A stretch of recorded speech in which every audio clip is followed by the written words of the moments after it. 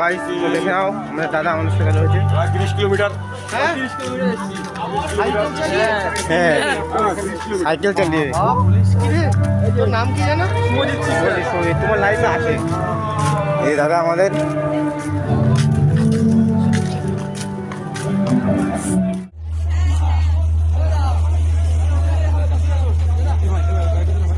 তারা অনেক দূর দূর থেকে এসছে। এই ছেলে তিনটি এসছে, আমাকে এক্ষুনি বললো কোথায় গাংনাপুর থেকে 35 কিলোমিটার সাইকেল চালিয়ে এসছে আমাদের অনুষ্ঠান দেখতে। এটাই আমাদের কাছে অনেক বড় পাওনা। ওদের জন্য একটা জোরে হাততালি, যে গান কতটা ভালোবাসলে, আমাদের কতটা ভালোবাসলে এত দূর থেকে আসে।